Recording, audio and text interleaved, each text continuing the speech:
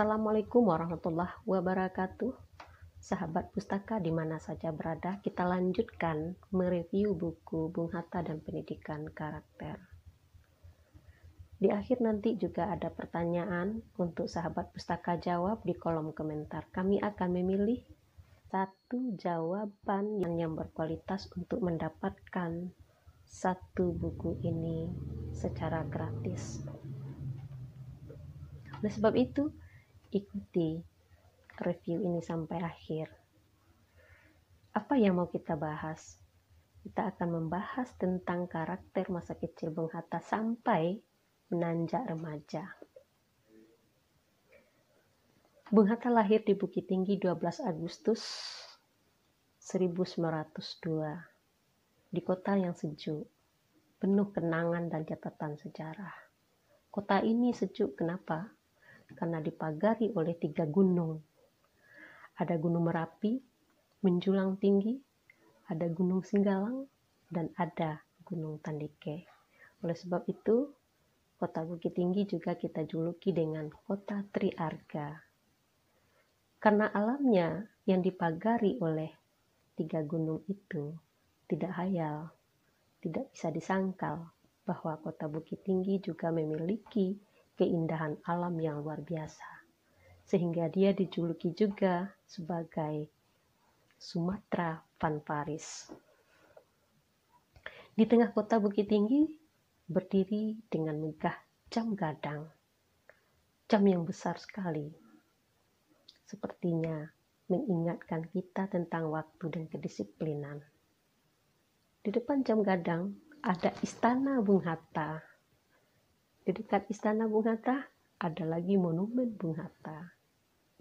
Dan di tengah kota juga ada rumah kelahiran Bung Hatta, tempat kita mendapatkan rekam jejak tentang sejarah Bung Hatta.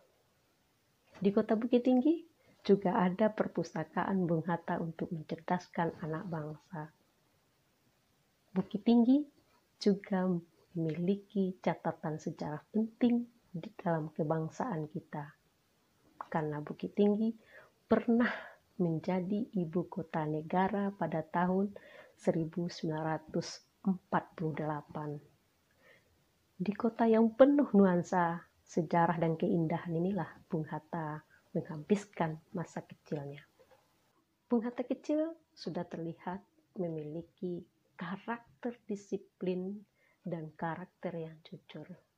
Bung Hatta juga seperti anak yang lain, memiliki aktivitas bermain, mengaji, sekolah.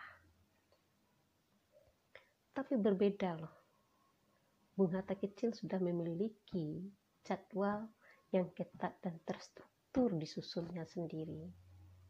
Dia punya schedule yang jelas. Mana waktu untuk belajar, mana waktu untuk bermain, dan mana waktu untuk mengaji. Dia sudah memiliki waktu yang begitu rapi disusunnya. Hal itu juga dibantu oleh keluarga. Bung Hatta kecil juga memiliki aktivitas seperti anak-anak lainnya. Mengaji, sekolah, bermain, dan seterusnya. Tapi Bung Hatta memiliki schedule-schedule tersendiri dalam menjalankan aktivitas hidupnya masa kecil itu. Dia sudah terbiasa membuat rancangan-rancangan kegiatan dalam beraktivitas. Mungkin dengan kedisiplinan inilah Bung Hatta mencapai kesuksesan menjadi seorang bapak bangsa. Kedisiplinan itu didukung oleh faktor perhatian keluarga.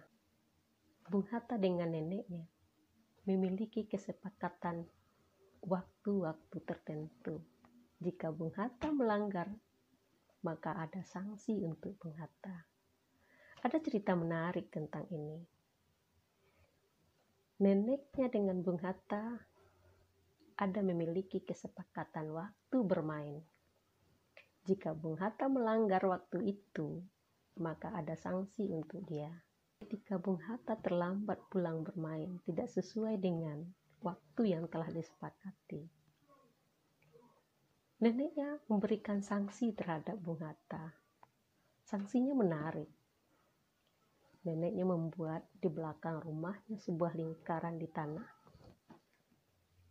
Kemudian menyuruh Bung Hatta untuk berdiri di situ sebagai sanksinya, sebagai hukumannya, melanggar daripada ketentuan yang sudah disepakati tadi.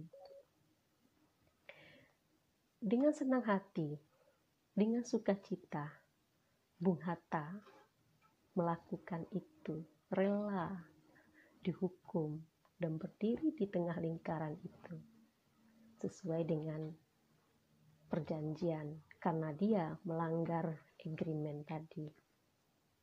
Ya. Menariknya lagi, ketika hari menjelang malam, kemudian Bung Hatta belum keluar dari lingkaran itu, kemudian dijemput oleh pamannya. Bung Hatta tidak mau keluar dan pulang.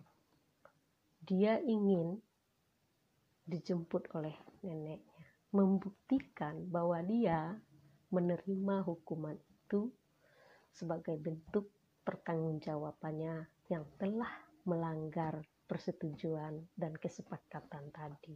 Begitulah Bung Hatta kecil. Jadi ada kesepakatan-kesepakatan yang dibuatnya jika dilanggar, Bung Hatta akan mendapatkan sanksi, dan sanksi itu pun rela dijalankannya dengan sukacita. Nah, luar biasa menurut saya.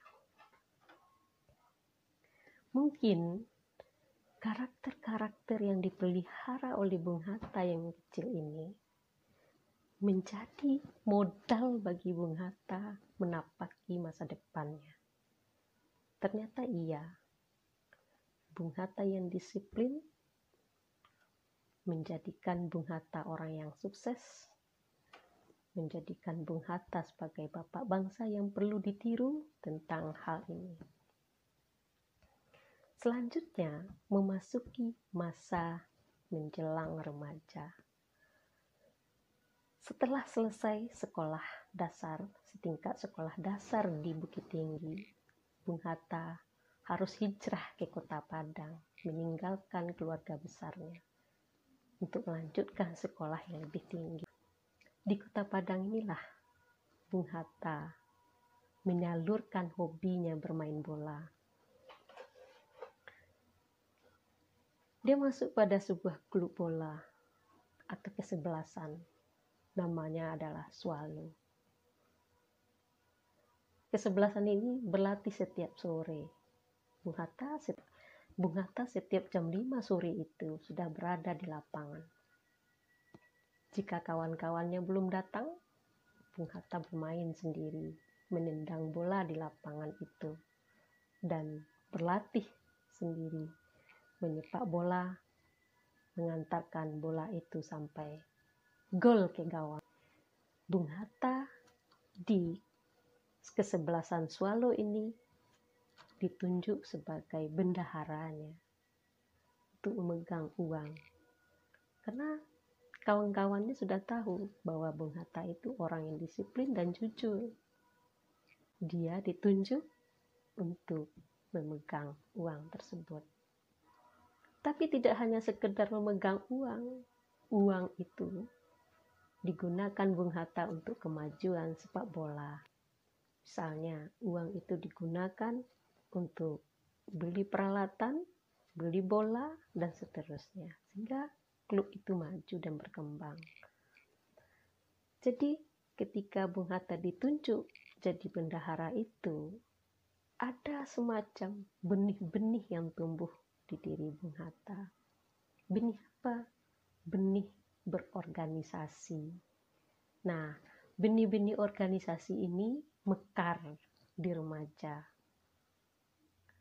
Akhirnya Bung Hatta menjadi seorang organisatoris yang terpandang, kemudian menjadi seorang proklamator yang berjasa dalam bangsa ini.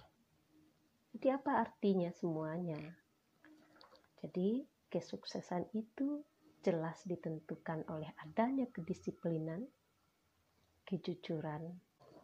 Artinya adalah bahwa kebesaran seseorang sangat didukung oleh kejujuran dan kedisiplinan, serta eksistensinya dalam berorganisasi. Kalau kita lihat, kejujuran, kedisiplinan adalah salah satu benteng yang harus kita pertahankan untuk mencapai kesuksesan. Jadi apa yang dapat kita simpulkan dari karakter tadi? Kejujuran dan kedisiplinan adalah bangunan yang dapat mengantarkan kita menapaki kesuksesan di masa yang akan datang. Jadi oleh sebab itu, perlu kita membangun karakter ini secara bersama-sama. Oleh sebab itu, dengan karakter jujur, disiplin, bangsa ini bisa mencapai kemajuan. Kejujuran dan kedisiplinan harus kita bangun, karena kejujuran dan kedisiplinan itu adalah salah satu yang berkontribusi terhadap kemajuan.